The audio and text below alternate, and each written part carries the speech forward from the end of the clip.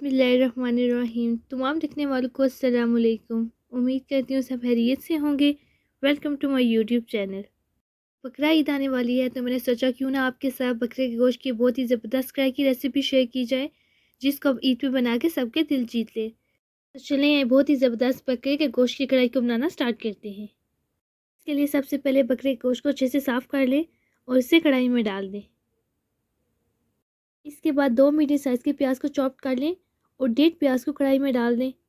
आधे प्याज का इस्तेमाल हम बाद में करेंगे। और 5 से 6 लहसुन के जवे को चॉप करके इसके अंदर डाल दें।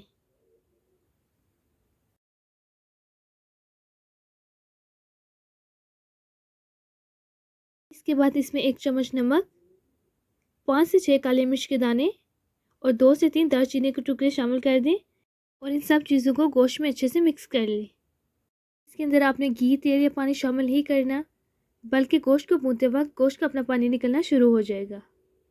गोश्त को हाई फ्लेम पर 2 से 3 मिनट के लिए ढक के रख दें। अब वो देख सकते हैं कि गोश्त का अपना पानी निकलना शुरू हो गया है। पहले हम गोश्त को इसी पानी में पका लेंगे। जब गोश्त का अपना पानी खुश्क हो जाएगा तो गोश्त को गलाने के लिए हम इसमें मज़ीद पानी ऐड कर देंगे। कढ़ाई को कवर की मदद से ढक दें और वक्फे वक्फे से गोश्त को हिलाते रहें। गोश्त का अपना पानी खुश्क हो चुका था और इसमें मैंने मज़ीद पानी ऐड कर दिया है। माचिस के साथ में पानी ऐड करने वाला सीन रिकॉर्ड नहीं कर पाई। जैसे ही गोश्त का अपना पानी खुश्क हो जाए तो आपने इसमें 1 जग भर के पानी शामिल कर देना है और इसे उस वक्त पकाते रहना है जब तक पानी खुश्क ना हो जाए। आप देख सकते हैं गोश्त का पानी खुश्क हो चुका है और यहाँ पे हमारा गोश्त अच्छे तरीके से गल चुका है। अब इसमें 1 कप तेल शामिल कर दें और इसे गोश्त में अच्छे से मिक्स कर लें। अगर आपके पास तेल अवेलेबल नहीं है तो आप ये भी इस्तेमाल कर सकते हैं। तेल शामिल करने के बाद इसमें 2 चॉप टमाटर और 5 से 6 चॉप हरी मिर्ची शामिल कर दें।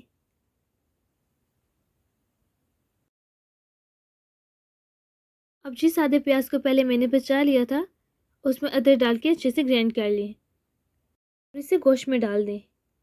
यहाँ पर प्याज और अदरक के पेस्ट को डालने से चिकन में बहुत ही अच्छा जायका आएगा और इसकी रंगत भी बहुत अच्छी हो जाएगी। इन सब चीज़ों को गोश्त में अच्छे से मिक्स कर लें। अब हम इसके अंदर मसाला जार शामिल कर लेते हैं।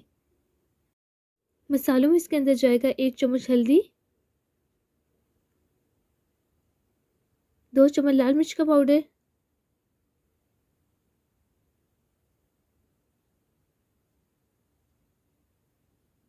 2 कड़ी पत्ते।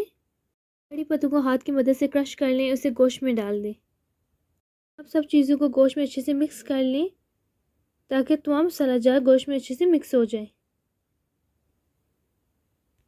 अगर आप चैनल पर नए हैं तो वेरी वेरी वेलकम, और अगर आपने अभी तक चैनल को सब्सक्राइब नहीं किया तो काइंडली सब्सक्राइब कर दें, वीडियो को लाइक एंड शेयर कर दें, बेल आइकन को प्रेस कर दें ताकि मेरी हर नई वीडियो की लिंक आपके नोटिफिकेशन बॉक्स में सबसे पहले आ जाए। ईद पर कढ़ाई बनाने के बाद आपने इसका रिव्यू लाजमी देना है कि आपकी कढ़ाई कैसी बनी है।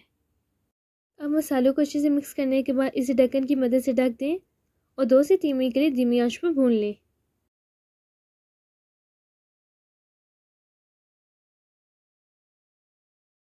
अब हम इसमें बाकी के मसाला जार शामिल कर लेते हैं।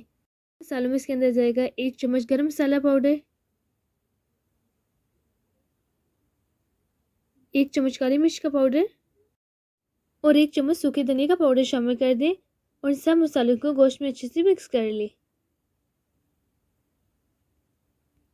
कुछ मसाले ऐसे होते हैं जिन्हें बहुत ज़्यादा भूनने से उनका जायका ख़त्म हो जाता है और कुछ मसाले ऐसे होते हैं अगर उन्हें कम भुना जाए तो उसमें कच्चापन रह जाता है। इसलिए आपने जिन जिन मसालों को जहाँ पे इस्तेमाल किया वहीं पे करना है। अगर हम सूखे धनिया के पाउडर या गरम मसाला पाउडर को पहले ऐड कर लेंगे तो इनको बहुत ज़्यादा भूनने से इनका जायका ख़त्म हो जाएगा। अब इन मसालों को 2 से 3 मिनट के लिए धीमी आंच पर भून लें। मसालों को 2 से 3 मिनट धीमी आंच पर भूनने के बाद इसमें 1 कप दही शामिल कर दें और दही को गोश्त में अच्छे से मिक्स कर लें। गोश्त में दही शामिल करते वक्त आपने आंच बिल्कुल स्लो रखनी है और दही को गोश्त में अच्छे से मिक्स कर लेना है। अगर आपने इन टिप्स को फॉलो ना किया तो आपका दही फट जाएगा और इसमें गुठलियाँ बन जाएंगी।